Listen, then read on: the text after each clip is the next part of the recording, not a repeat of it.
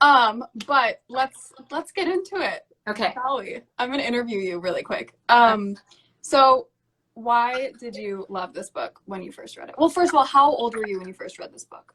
I read it not that long ago, a few years ago, when Oh, Reese Witherspoon actually had it in in her her book book club. club. And I read it and I loved it. And of course, I thought of you because, I mean, as soon as I saw the character's name, I was like, okay, Kaia has to read this book.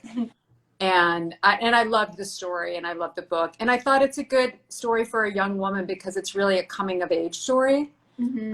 On under unusual circumstances. Obviously, that Kaya's life is very different than most young women's. But I loved it, and I love the writing. Yeah, the writing. It is very poetic, I think, the way that she writes. And what made you want me to? Because I remember when I first started reading, I had asked you for recommendations, and this was one of the first books that you had told me to read. So Hmm. why this book? Well, I just thought you would enjoy it, and I think that's the main thing to get people to love reading Hmm.